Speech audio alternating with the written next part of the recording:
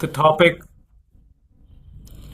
the topic that was suggested for the discussion today, going through life transitions safely.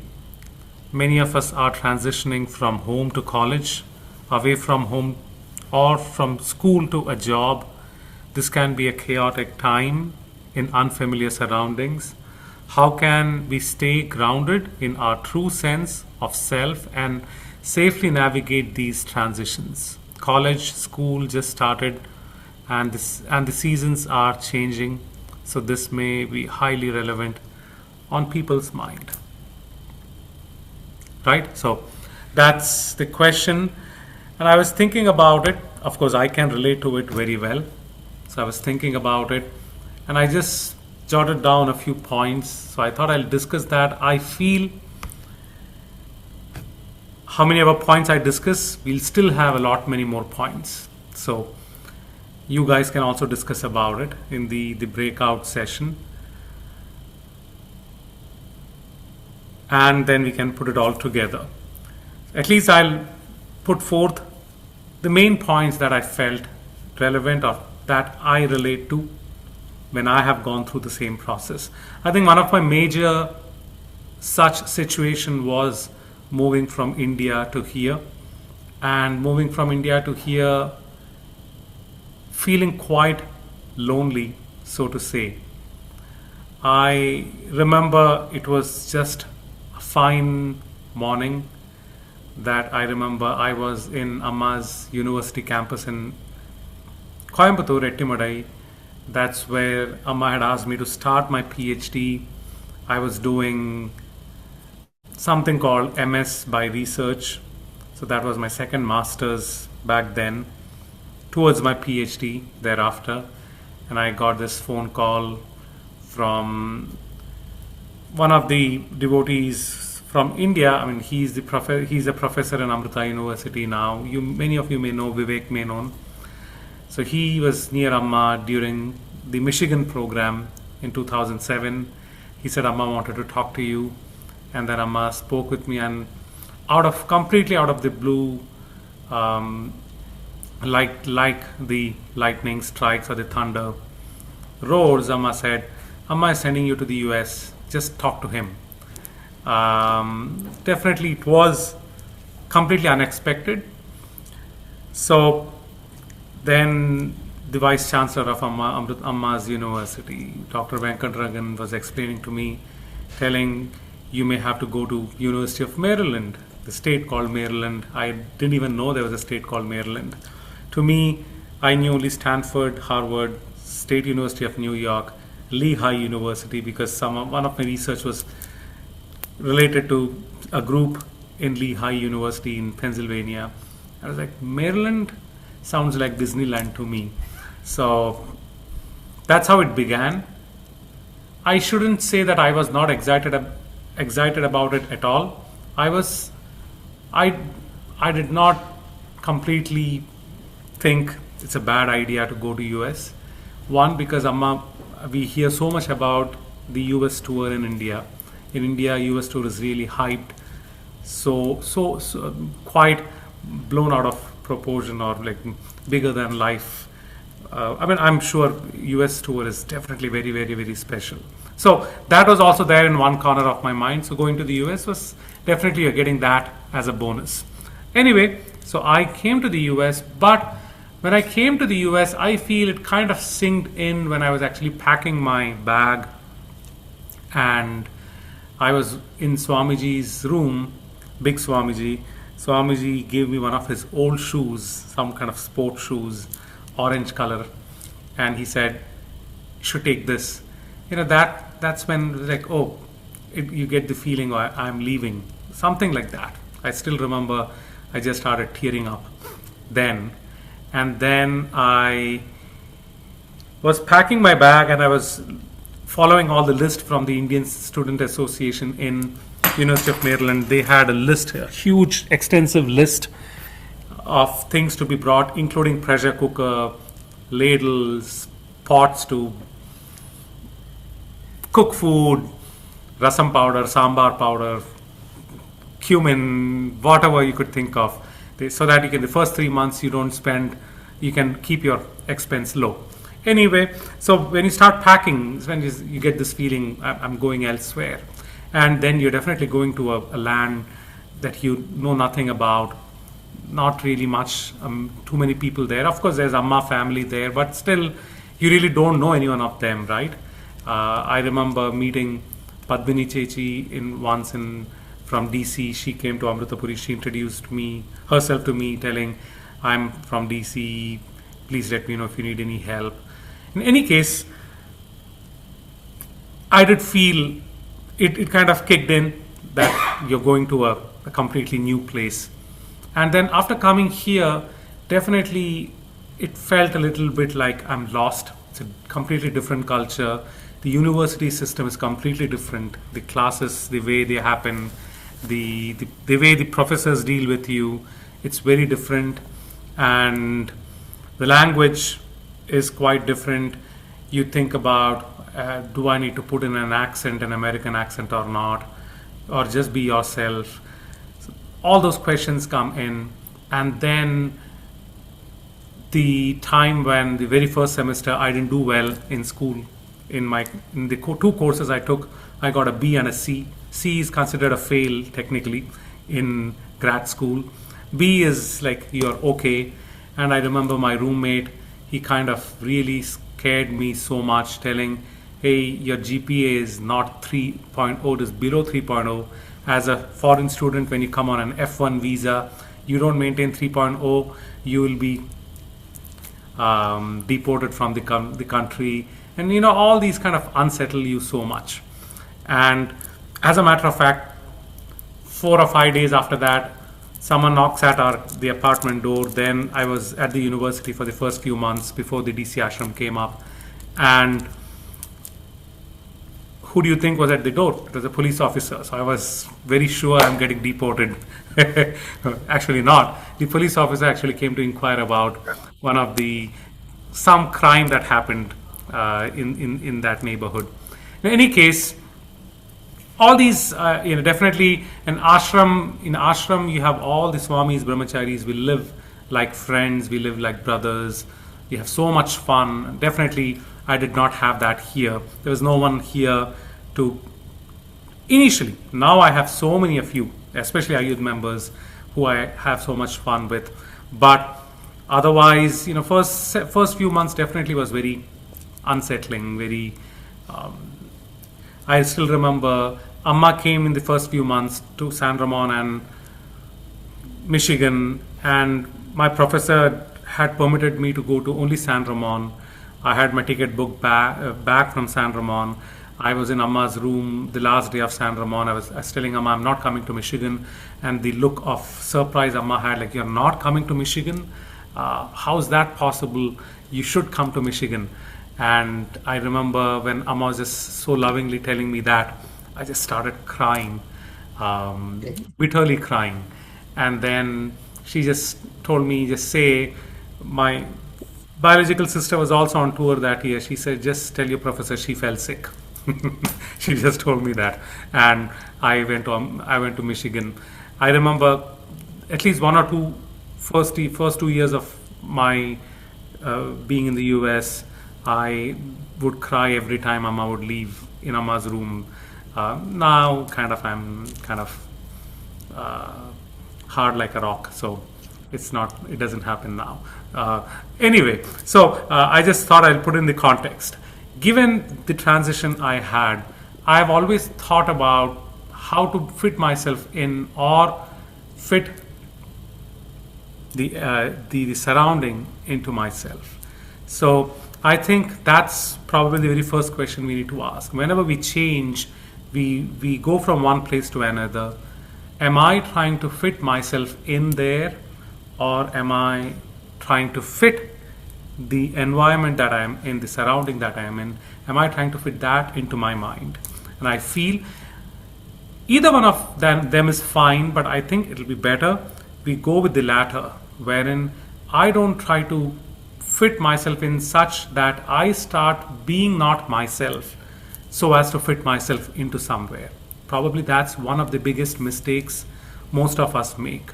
We should definitely ask this question: am I trying to fit myself in, or am I trying to fit the whole surrounding or the environment that I have into myself? Am I trying to imbibe it? That's the first question. The second question, or the second point I think we should think about is, I try to be myself, try not to fit myself into this environment, rather imbibe the environment. The question comes is, should I be me or should I be myself? We can be me or we can be myself, right? Me and myself sound more or less the same. Me, I was just looking into the dictionary this morning, and I should say I was also asking ChatGPT about what is the difference between me and myself, from dictionary point of view and also philosophical point of view. And my understanding from my reading this morning or this afternoon about me and myself is, me and myself are literally subjective and objective. Me is more objective. Myself is subjective. When you say objective, me is something that is objective as per English grammar, is something that is something that does an action, is an object. And subject is something that experiences an action that is being performed, right? So I feel we should be myself rather than me. When I am me, I'm trying to fit myself into the environment. And when I'm trying to be myself, I'm trying to imbibe the environment into me. Rather, taking the surrounding that I have, taking it into my stride. That's what we need to do. So I thought of these points, which probably I tried to do, and I feel it helped me be myself, and not really try to. One of the questions I definitely had, I'm very sure, in case any one of you has moved in from India here, is the language that you use.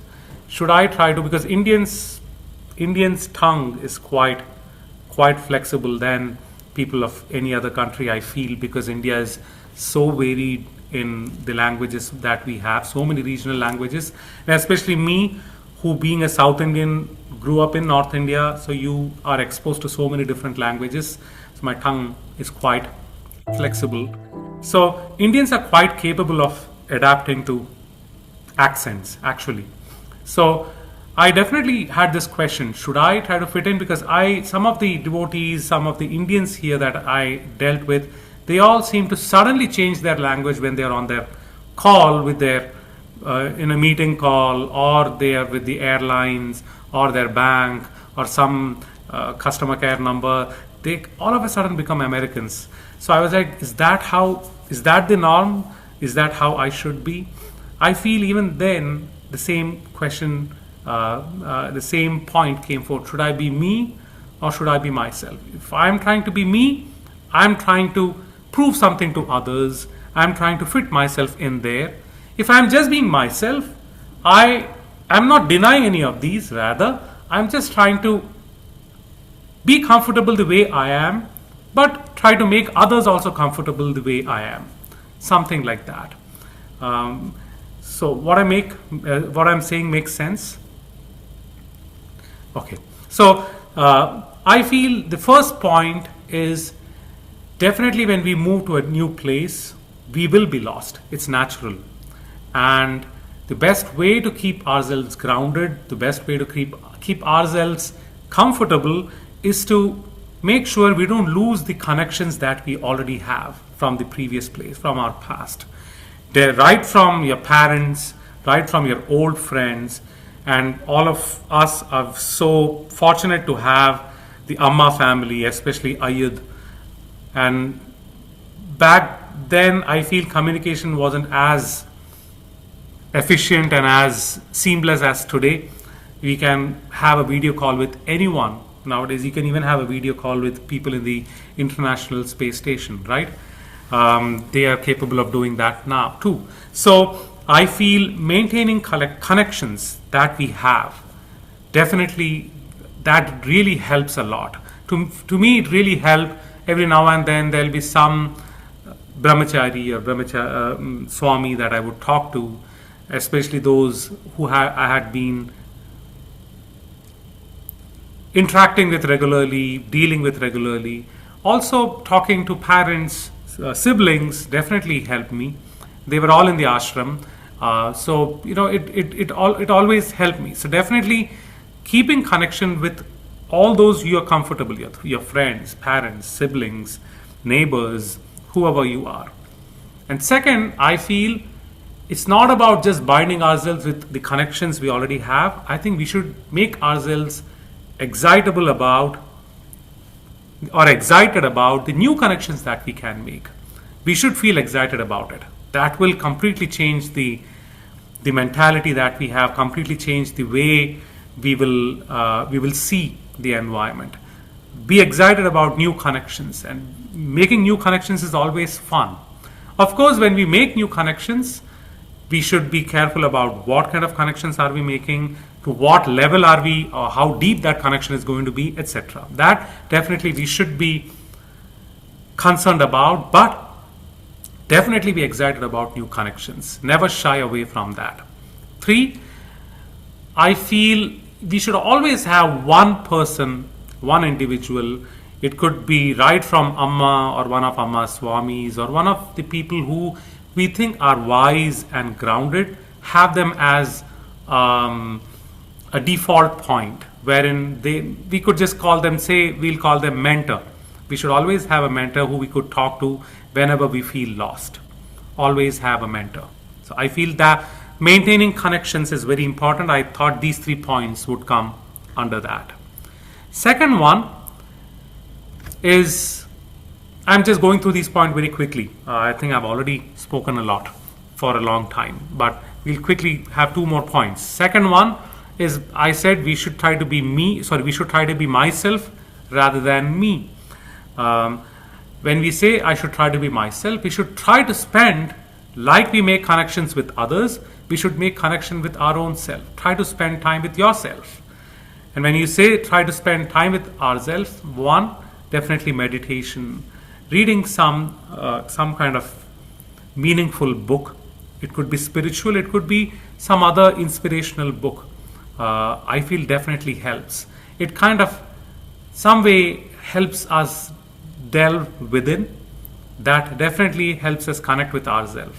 So spending time with our own self is also very important.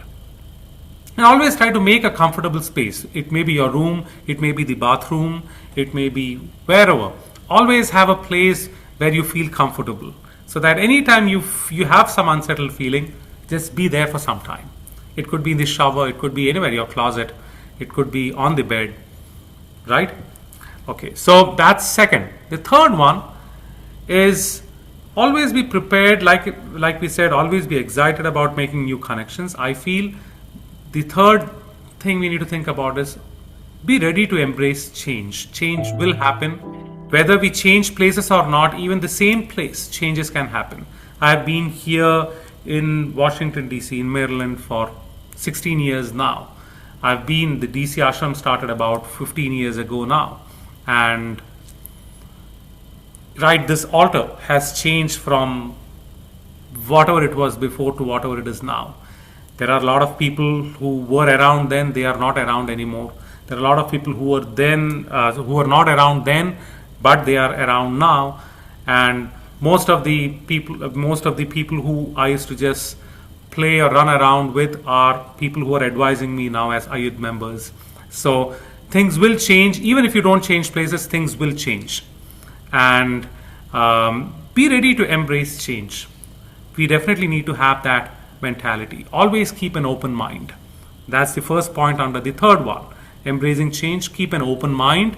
Second, keep an open mind because we should be able to focus on positives. Anywhere we go new, anywhere a change happens, there will be positive, there will be negative.